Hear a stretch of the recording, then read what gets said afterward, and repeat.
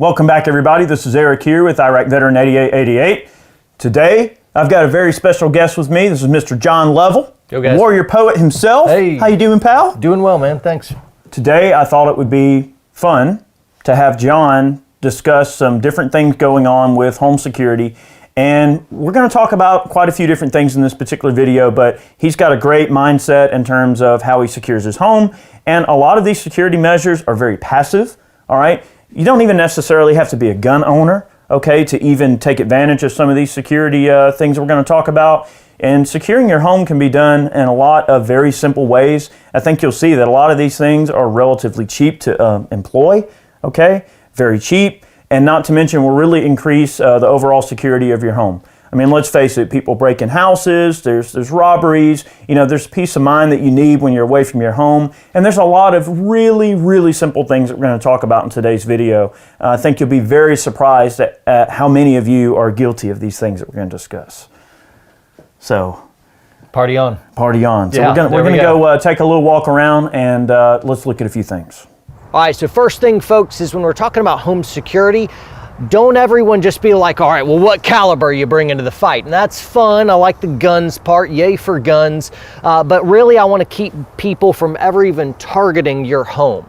The way that you do that is being smart and making little tiny lifestyle changes to make sure that your house doesn't become a target, really. This is where it pays to kind of keep up with the Joneses just a little bit. If you have like a real unkempt yard, for instance, and stuff's falling off the house, it looks like somebody's not taking care of it. Typically that communicates to a bad guy that this is a place that doesn't have heightened security. You're less likely to have an alarm system that's wired into police. So anyway, that's one thing. Hey, cut your yard, clean up the clutter around your house. That's something that can be really good as well. Another thing that I get on to folks about all the time is close your blinds at night. That's a huge one. Bad guys, and if you follow the criminal planning cycle, it's always select a target, and people select targets that are easier targets, right? They want, they're lazy, they want easy target. Low risk, high reward is generally what they're after. So the very first thing is they select a target. The second thing is they gather intelligence. This is true from all the way up to kind of the movies you've seen with kind of the white collar crime, all the way down to just a common pickpocket. Everyone selects a target and then gathers intelligence. So one really easy way to gather intelligence is you just stand out in the darkness and you stare in a house and the blinds are open and not a lot of time at all. You can figure out exactly who's there and where their vulnerabilities are, and they won't see you in the cover of darkness. So those are a couple things. Other things like having dogs, an overt presence of, they see dogs, security lighting, which is different than decorative lighting. Decorative lighting will point toward the house as if to display your house on a silver platter saying, look at this.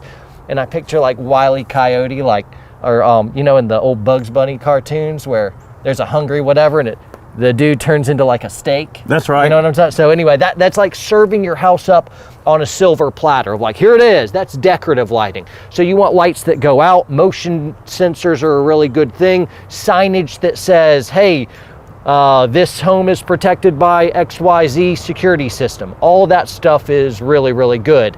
And so step one, make sure that bad guys look at your house and be like, no thanks. Not going to try there. I'll pick somewhere else, right? The thing that I'll add to everything that John said from my personal experience, and you know, everybody has their own experiences, it's layers of security is the biggest thing you want to look for. You want to create layers of security. If you have a long driveway, for instance, but that separates your home from like the main road, having gates that open and close, gates that have locks on them, anything that can create a layer or a barrier between you and a potential thief is always a good thing. You probably notice in the background here that we've got, you know, this grating that is bolted onto the framework over this window, as well as a physical, you know, bars that are put over the frames of the windows as well. So there's two layers of security, you know, so that can also come into play too, you know, layers of security. Some people even go as far as to add like, you know, windows that can't even break in your home. Like they make these windows that are super, super tough. You can throw a brick at it and it still won't break. So that might be a layer of security. Some of you guys might want to go through that expense depending on the neighborhood that you live in. Now, I personally don't like to keep that crazy of a scenario because I do want to be able to get out of my house if I need to. You know, you might need to break a window and get out. Like through this window? Well, this is a separate building. But, you're a maniac, man. Look at that. That's awesome. but I like to create layers of security. I want to create an instance where they are so inconvenienced by trying to get in that, one, they're going to be killing time, valuable time that they need to get in, and they're going to be deterred. And they're just not going to want to do it. You know, for one, they're going to have to break open a very, very considerable gate to get in, and that's not going to be fun. And then you got the machine gun. Now, you guys, it's out of frame right now, but Eric's got a pretty sweet, it's not awesome, but it's really good machine gun nest right there at the... Yeah, there is the Ma Deuce pointing down the driveway. It's helpful. It's more of a deterrent, right? The big takeaway is layers of security. You know, whether it's, you know, even if you don't have a security system, put a sign out in the yard anyway that says you do, even if you don't, because it creates the air of, oh crap, these people have a security system. So, you know, even if you don't have a dog, still put a beware of dog sign out in your yard or in your driveway or whatever, because it'll make them realize, oh, well, there's probably a dog here, even if there's not. Okay, so it's about creating the aura that, even if you're not really prepared, creating the aura that you are. And it's about creating layers of security that will buy you time. And I think that having cameras outside your home is certainly important, especially if you have a feed that can go to your cell phone. Like we have a feed that we can pull it up and see what's going on at the house, even when we're away from home. That's a little bit more of an expensive option, but you can, you know, use cameras that have Wi-Fi capabilities, and they even have sound. So let's say that, you know, your dogs are hanging out at the house or something, you've been away for a few hours, you can check on your dogs, make sure they're not tearing up the house or peeing on the floor or whatever, or just to check on your house, make sure it's not on fire or whatever. And then they also have like carbon monoxide and fire detection that will be sent to your phone as well. So say you're not home and a fire breaks out, you can actually pull up the app and go, oh crap, you know, there's a fire, or, you know, or they'll call the fire department for you. And then just notify you, hey, by the way, I know you're having dinner, but your house is on fire.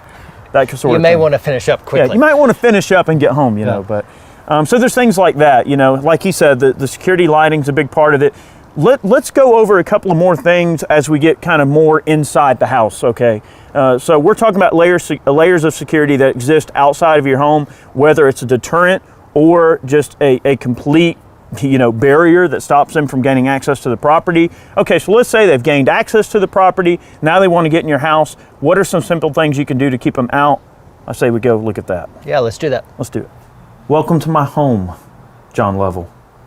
You were inside my home. I've been here for a while. You have been here for a while. Okay, so what did we discuss in the last segment? Yeah, so Eric brought up layers of security. That's a really good way to think about it. The very first thing is don't be a target in the first place. So prevent them from ever even picking you. That's the best stuff you could do in terms of home security. The other thing is early warning, and you can accomplish that with dogs, cameras, motion activated lights, so that if somebody's coming down on you, especially at night, you have early warning. The worst thing you could possibly think of is the scenario where somebody's standing over your bed ready to do something terrible to you, and you wake up to something. Sorry, this was right there. So anyway, you wake up to this above your bed. A guy's gonna drop a mortar on you? Yeah, he's gonna, obviously. Well, wouldn't he blow himself up in the process? Okay. It's the classic mortarman over the bed while you're sleeping. You're right. You don't want mass mortaring. That would be bad. Yeah, so obviously no. But anyway, you don't want to wake up to that. This is the dumbest idea.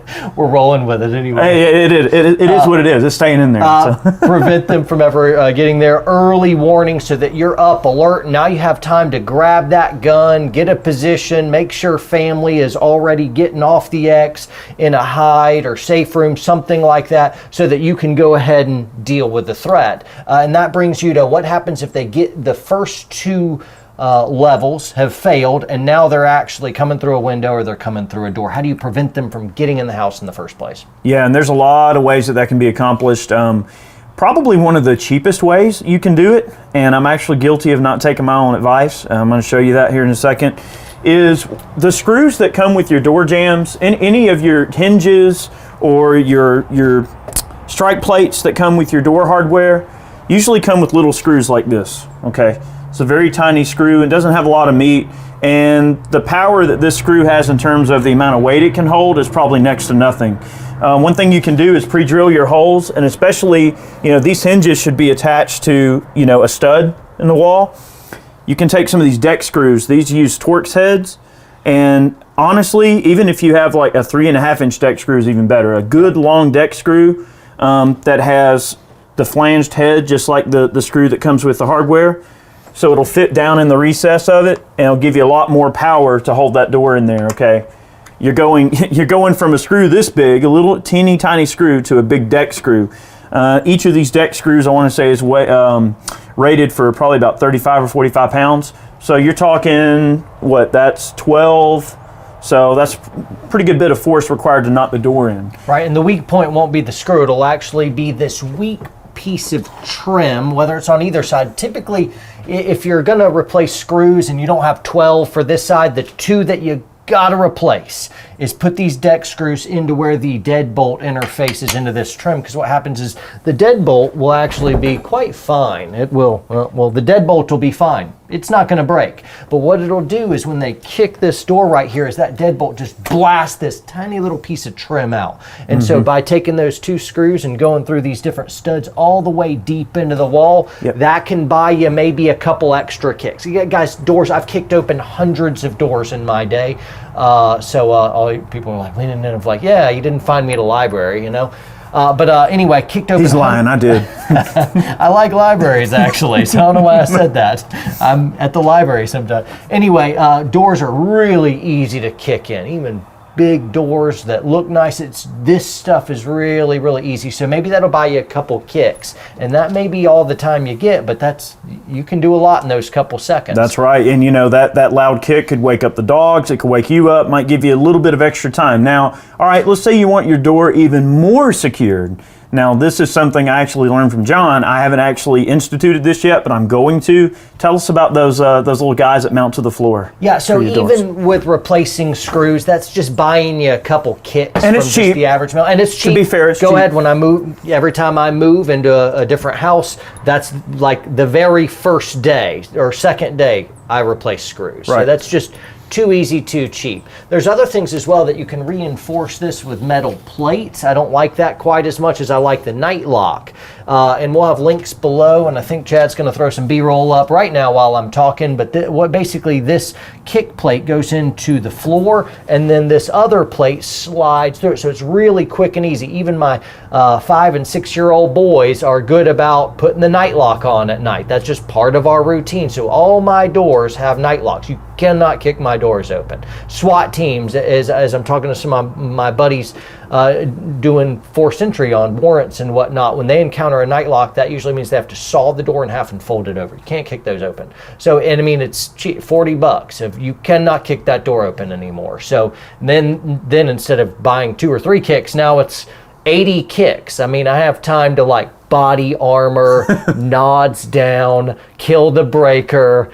You giggle, you get I mean, you got lots of time. And the real big thing with home invasions, when you're home, is time. You're up against time. Given enough time, man, I can set that chessboard up that is called my house any old way so that you cannot win. Well, that's a wonderful option too if you're not home. Like if you're worried about somebody breaking in your home and stealing stuff or whatever, they're going to play a heck of a time getting in that dang door. Right, but the night lock is something you have to be in the house to use it. Oh, you would slide it in place. Yeah, okay, yeah, duh. But you have to access your own home. But what you can do is night lock all the other doors in your house so that the least likely door to be kicked open is still got something. So you got neighbors' houses facing your front door, but nothing in the back door. We'll keep the back door night locked up, so you'll be good to go. I am totally going to buy some of those. That Absolutely. Is cool, man. It's so easy to fix in every single door we have. All right, night lock. I'm going to tell a quick story. All right, I promise I'm going to try to keep this really quick. So recently, one of my family members had their house broken into. Okay, and I swear this is going somewhere. Trust me, home invasions happen all the time. People get their houses broken into. I'm not going to go into too many details, but let's just say their house got broken into. And the reason it got broken into, well, I'm not going to say that, well, the reason they want to steal stuff, but what they did to break into the home is there was actually cinder block laying outside, and they took the cinder block, and they beat the door and beat the door and beat the door, and they beat the door open, okay?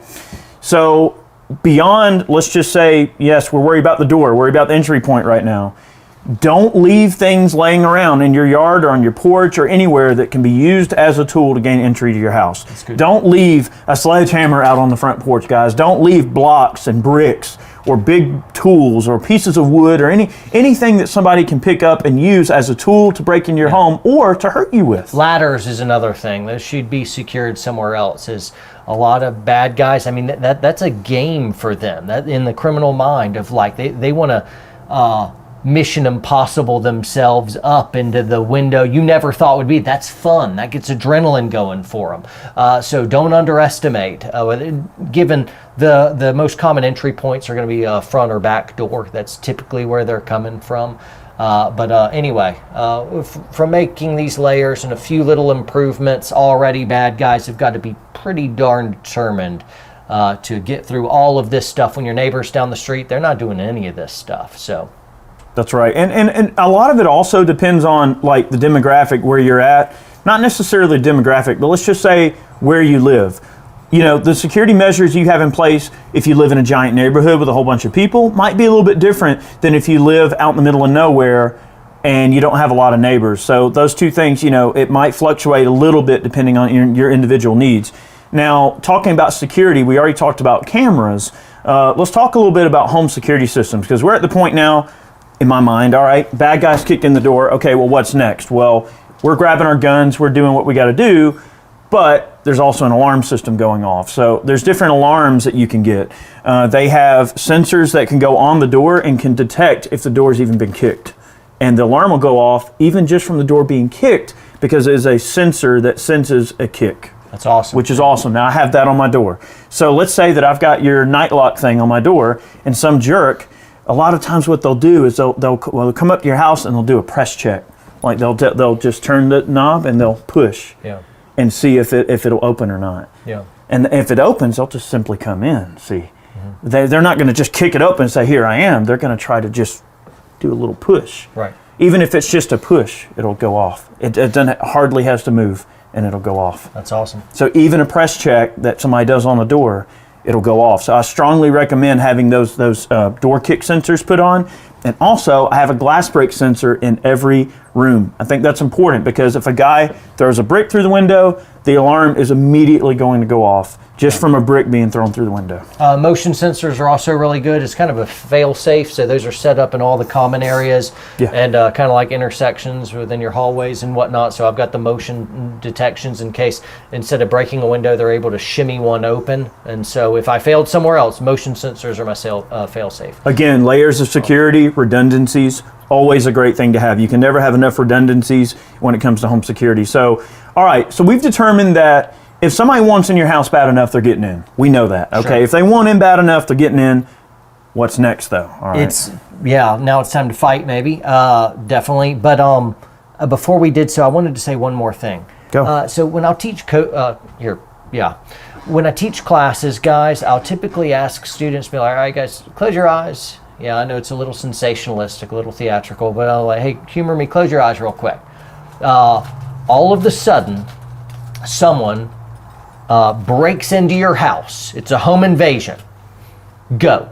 And I let it play out for a second. I'm like, all right, great, open your eyes. What time was it? And every single time, it's between, midnight or 3 in the morning. That's when it is. You're always thinking the home invasion's happening there. And statistically, man, that's not always so. I mean, some of them happen during the middle of the day when they believe that everybody's off at work. And so when they're after your stuff, in the middle of the day may be a home invasion. And if you get caught, or maybe it's somebody who wants to rape or do something bad like that. Husband is gone and he believes that stay-at-home wife is with kids, because some people in America do that, and that's fantastic, like my wife does.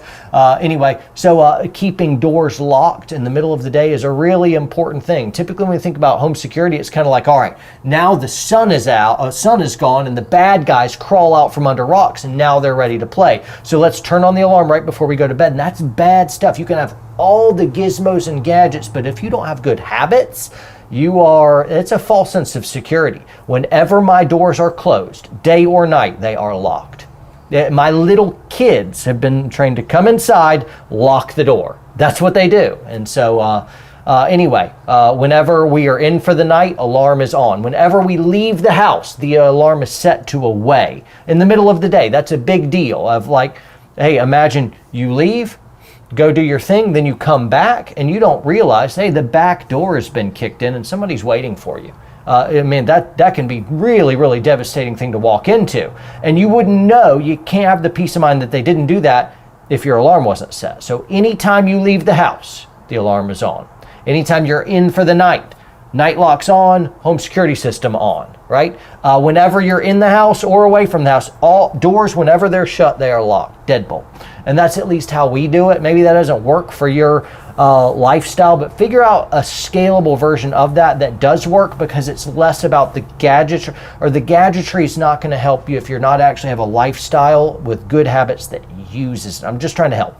That is a wonderful point, and I'm so glad you mentioned that, because I forgot to mention earlier when I told my brief little story there, when my family member got broken into, it was during the day. Yep. It was not at night. It was during the middle of the day in broad daylight. And another thing I'll mention about door locks, and we're going to move on because I don't want this to be too redundant. Do the types of deadbolts that use double keys. Don't do the one that has the little turny thing on it, because if they can just crack the window and reach in and open it, that's kind of worthless. Always use the one that has a double key deadbolt. That way you can lock it on the inside, pull the key out, they can't open it even if they try to break through. You know, especially if the door has some form of window like this one does, they can't break it and simply reach in and unlock it. That's just one thing I think would be of note. Something to consider. So they've gained entrance to the home. What now? Yeah, well now, hopefully you've laid out a good tactical plan for your house. Now it's game on. For me, if somebody is trying to gain access to my house, so let's say, hey, it's real late at night, there's a kicking at the door, what I'll do is very quickly run to my fallback position 1, so where I'm going to basically go to achieve general dominance of my house. And achieve fire superiority if I need to, and I'm going to speak out and warn them. If they come through, I'm going to end them. And so that's what I'll do. Hey, police are on their way. Or you can say, police are on their way. If they misunderstand something, no, just kidding. Anyway, police are on their way. If you come in, I will shoot you. I have a gun, and basically keep them out. Once they get in, though, let's say that I hear the footsteps falling on crunched glass. Now it's different. Now for me personally, and this is just me personally, how they've ignored the warning. Yeah, now they're in. Now, because they have already breached that, and not it's preventing a gunfight. Now it may very well be a gunfight. I don't want to call out anymore, because now I give away my position. So what I should be doing is, hopefully by now, because my early warning stuff has already let me know I've had ample time to grab firearm, tell my wife, give our little code word, so she immediately initiates, don't talk to husband, don't speak of him. When I say skateboard, she immediately goes to kids. I cover her to do that, and they're going to safe room stuff where she doesn't come looking for me. I don't look to her. Never would you be fighting with kids at your feet or communicating with family. It's not time to communicate with family. No reason to communicate with family. You shouldn't see them. They shouldn't be anywhere around you, so that you can be able to shoot and be shot at without having to worry about over-penetrating rounds killing them. They are gone. And that's part of what your early warning stuff is about. It's not just to grab a gun. If you want to be a good protector and defender, you need to be able to take your mind off what the family is doing. Say they are safe, and all I have to do is dance, right? And so that's basically what I want to be able to do in my home defense plan. So all of a sudden, hey, this isn't right. Skateboard, and I'm immediately grabbing gun, what I need to do, extra mag, any medical, whatever. You grab your home defense kit, whatever that is. Some people are donning body armor and ear pro, whatever that means for you, and you go to your fallback position 1. What you want to do is make sure that position, and you can set up your house however you want. It's your chessboard. You're a fool if you don't go ahead and set up your house in an orientation so that you can win. So what I want in that position that I'm going to go to is I want to be able to have clear line of sight to the most likely entry points of my house. This is front and back door. I can see both of those, and I'm not backlit in any way. I want lots of illumination outside. of the house so I can see people walking in front of windows. I can also see them through a door.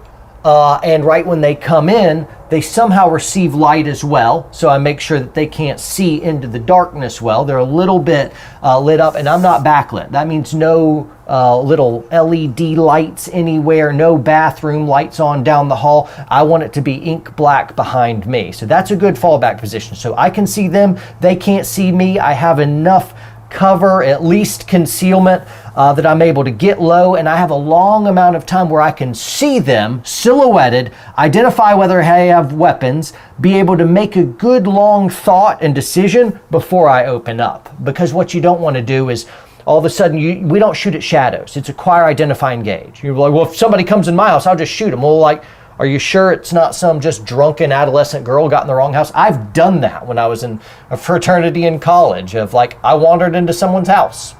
I've met somebody else. This wasn't too long ago where some drunken gal just found the key rock and came into his house, and he had gun trained on her, almost shot her, and it was just some drunk girl that got the wrong house. Other times dad will shoot the son who had snuck out and was sneaking back in, and he kills him.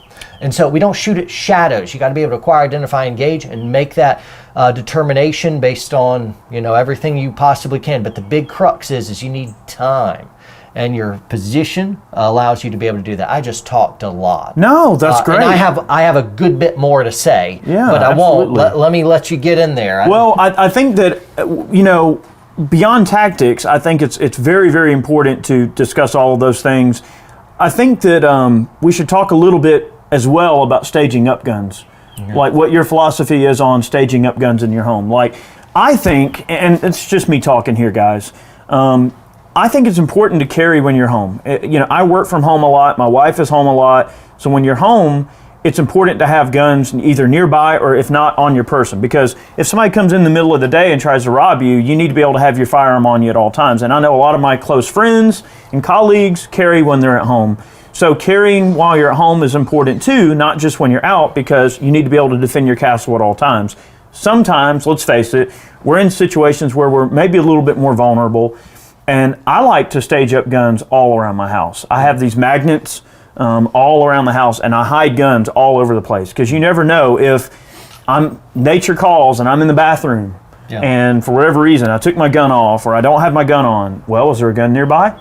You better dang right bet there is. Yeah. Absolutely. It doesn't matter if I'm in the shower, if I'm in the john, if I'm in the kitchen. I can show you a variety of places that have guns staged up all over the house, because you never know when you might get caught off guard. It's not getting caught off guard if you prepare for that situation. That's good. So what's your thought on that? Do you like staging up guns all over the house? Let's see. All over the house. So as soon as you mix kids in the... as soon as you start thinking about kids, things get a little bit dicier, because now you have a sacred responsibility to assume that your little kids want to look at and play with guns. And you'd be like, don't you touch that gun. You're a fool if you think that kid, and I know they're angels, they would never disobey you, but they're going to disobey you and play with a gun. It's like a cliche thing of like he found the gun and shot himself, and oh my God, I don't know how that happened. It was unloaded. Sure. We have a sacred responsibility to make sure our little kids or medium kids or even our bigger kids can't access that stuff of like friend comes over and they want to be cool and show daddy's gun, and he knows he's not supposed to, but he's trying to be cool, and man, that stuff happens all the time. So you're hard pressed between two bookends here. One is you have a responsibility to secure your firearms so felons can't get them and your kids can't shoot themselves with them, but then they also need quick access to them as well. So there's your bookends. Figure it out what works for you. When you got 8-year-old boys, you can't get away with a lot. You're going to have to err probably on the side of security, recognizing that I bet the bigger danger for you is your kid shooting themselves, not a bad guy kicking in your door. Very good point. So yeah, we're interested in home security, but man, I am more, I'm just not so naive as to think, hey, I think that is a greater danger. So with that, 8-year-old boys, I'm going to err on the side of security, and maybe that means I have to carry more on my person during certain times of the day. I'm not so motivated that I carry a gun everywhere I go. When I'm in my house, I want to be able to chill out, live in a situationally unaware thing. It's movie snuggle time. I can't be waiting for Charlie in the bushes at every moment. You got to be able to chill out, bro. And Sure. so I'm not carrying at home. I do have guns staged in other places. So for instance, my boys are upstairs in my house, my little kids.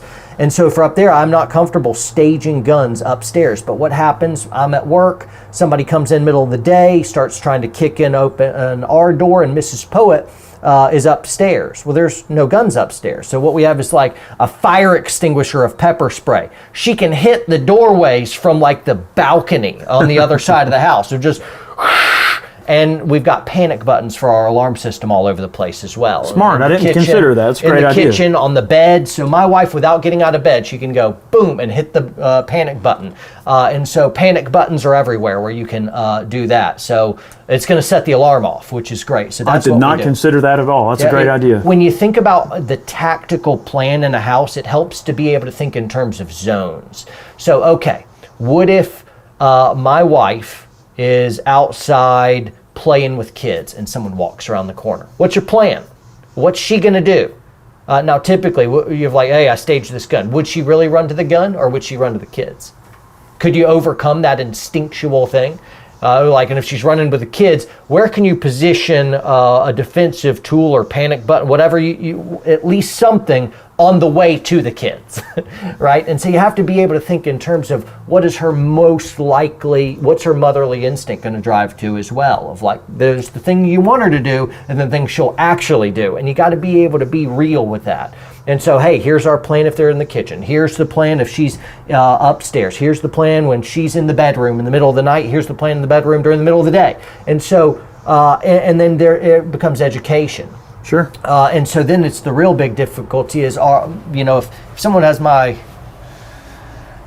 it comes down to education. And a lot of folks, we're normal people. We're not all like commandos out there, and our wives may be varying levels of motivation in terms of preparing for home security, especially when they are less inclined to believe that Shredder and his Foot Clan is, sneaking around in the bushes at night. Wait a minute. Fine. Wait a minute. They're not? They're not. What? They're not.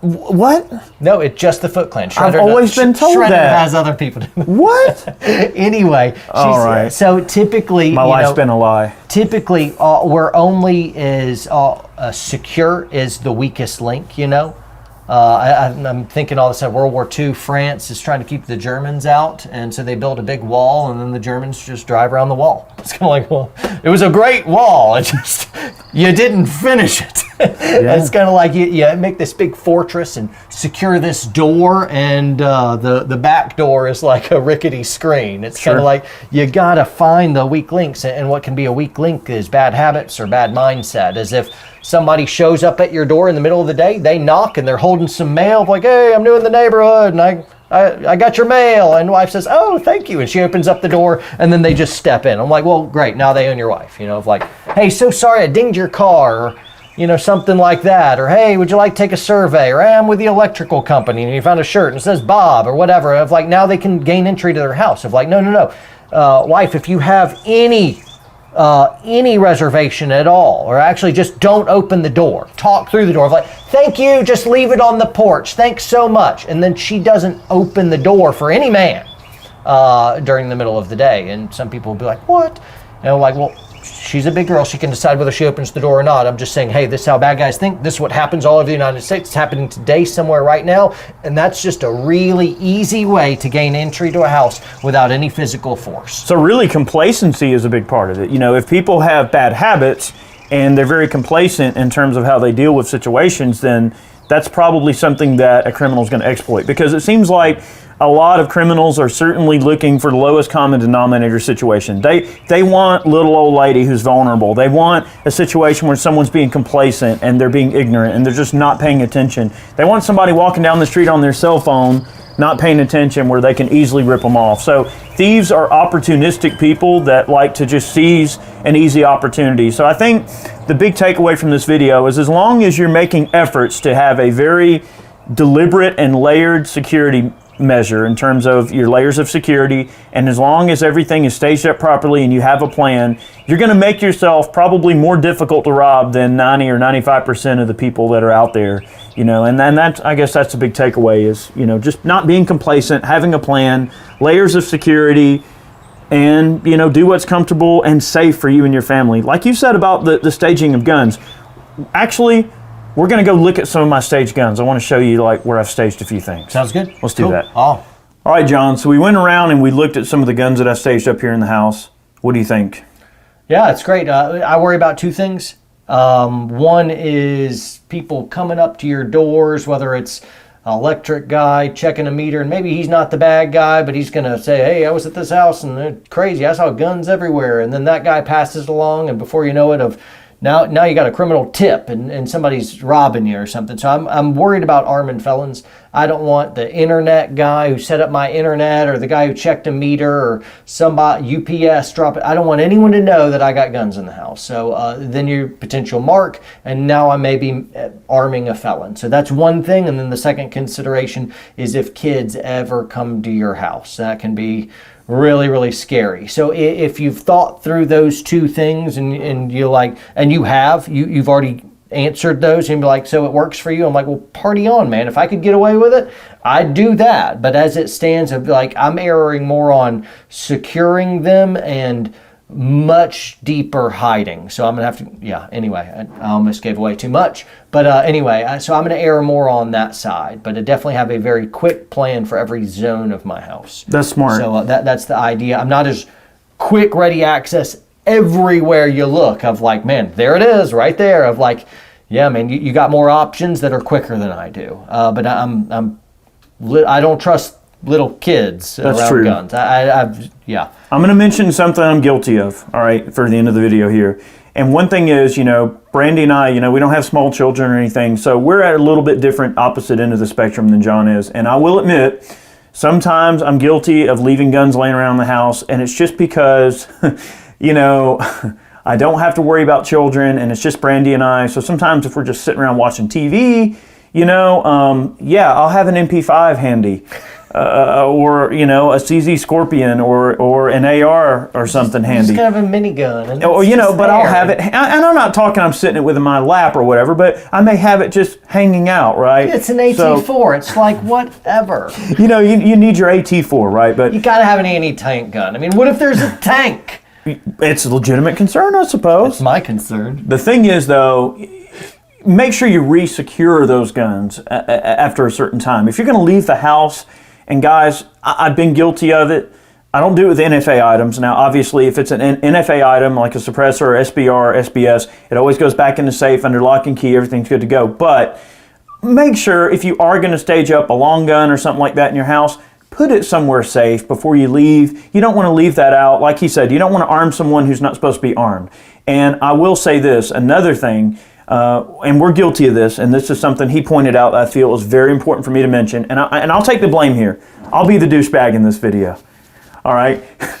So what I'll say is that sometimes I'm guilty of staging up too many guns, all right? One thing that John mentioned to me, something I learned from, I think is an important takeaway, is I have a shotgun and an AR by the bed, and sometimes I'll have the MP5 by the bed too. Well, okay, here's a couple of problems with that. One problem is, am I going to waste time thinking about which gun I need to pick up and use, right? So I need to simplify my strategy for home defense. I need to have, a shotgun with a light or whatever I'm going to do, and make sure that I have a good light, because positive identification of the target is important as well. So a good weapons light is important. And blinding power as well. Blinding power. Okay, you heard it from John. So I want a weapon with blinding power in terms of the light, but what if I become separated from where I staged up my guns? What if somehow, because warfare is chaos and chaos is unpredictable, right?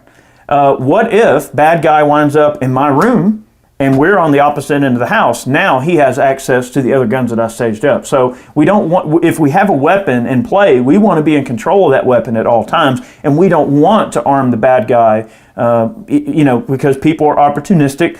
He's going to go, well, there's a gun. I didn't have a gun, now I do. So I learned from that not to stage up too many guns in a very, very obvious place, because we don't want to arm someone who's not supposed to be armed.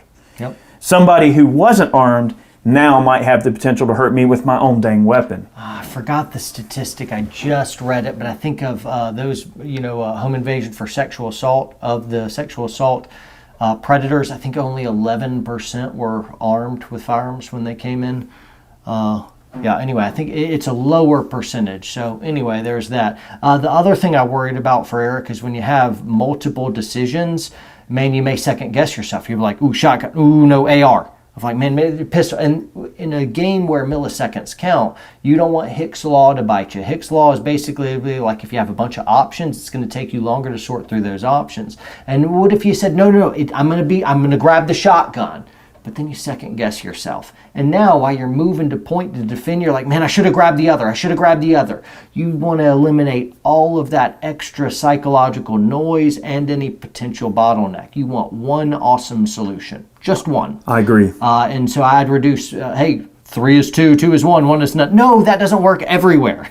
So I'd say, pick something. But that was my thinking. That was my thinking was, oh crap, my shotgun messed up or went down, throw the bastard down and get something else. That was my thinking. Yeah, I'd say,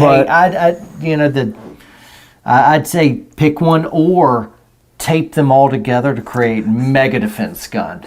So then you just, to the glory of God, man, you're ready. You're like shotgun, AR, and then your pistols, your backups. I've got to pull a page out of Ripley's playbook from Aliens and just tape everything together with duct tape. You got it. Duct tape the light on there. We solved that problem. That's teamwork right there. Teamwork. I like it. You're welcome, Internet. All right.